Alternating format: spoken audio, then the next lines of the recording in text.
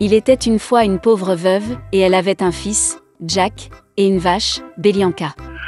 La vache donnait du lait tous les matins, et la mère et le fils le vendaient au bazar, et c'était ainsi qu'ils vivaient. Mais une fois, Belianka n'a pas donné de lait, et il n'avait pas de nourriture. Maman a décidé de vendre la vache et d'ouvrir un magasin avec les bénéfices. Jack prit la rêne entre ses mains et conduisit la vache au marché. À peine arrivé, il rencontra un vieil homme merveilleux. Il a dit qu'il aimerait échanger la vache de Jack contre des haricots. Et avec ces mots, il sortit une poignée de quelques haricots étranges de sa poche. Le vieil homme a dit que ces haricots étaient magiques. Ils doivent être plantés le soir et le matin, ils pousseront jusqu'au ciel même. Jack est devenu très intéressé et a accepté. Le garçon est rentré tôt. La mère était très en colère qu'il ait donné la vache laitière dans toute la région pour une poignée de haricots méchants. Mais Jack se souvint des paroles du vieil homme et décida qu'il n'y avait rien à faire, et planta les haricots dans la cour. Il monta dans son grenier, triste, et s'endormit. Le matin, Jack s'est réveillé et a vu quelque chose comme un grand arbre dans la cour. Et cela, il s'avère que ces haricots ont germé, et l'énorme tige a continué à pousser vers le haut jusqu'à ce qu'elle atteigne le ciel même. Jack a sauté sur la tige et a grimpé comme une échelle. Il a grimpé et est monté et grimpé, jusqu'à ce qu'il atteigne enfin le ciel.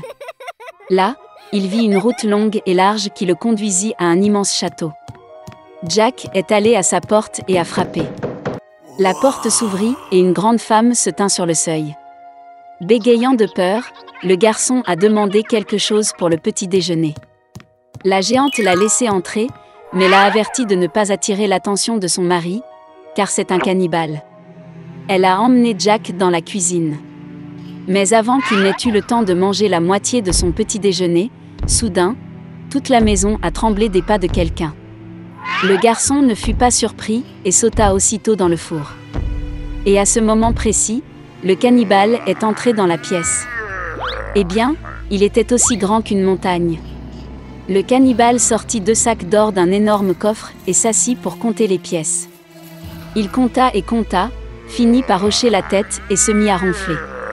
Puis Jack sortit lentement du four, se glissa devant le cannibale, attrapa un sac d'or et se précipita vers la tige de haricots. Il jeta le sac par terre, et il commença à descendre la tige de plus en plus bas, jusqu'à ce qu'il se retrouve enfin chez lui. Jack raconta à sa mère tout ce qui lui était arrivé, et lui tendit un sac d'or. Ils ont commencé à vivre de l'argent qui était dans le sac. Mais finalement le sac était vide, et Jack a décidé de tenter sa chance une fois de plus au sommet de la tige de haricots. Un beau matin, il se leva tôt et grimpa sur un haricot.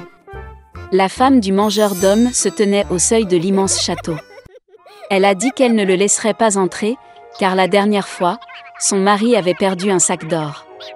Mais tout de même, elle eut pitié du pauvre garçon et le laissa entrer dans le château. Soudain, les pas d'un géant se font entendre, et Jack se cache à nouveau dans la fournaise. Le cannibale est entré et a dit à sa femme d'apporter la poule qui pond les œufs d'or. La géante l'a apporté, et l'ogre a ordonné au poulet de pondre, et elle a pondu l'œuf d'or.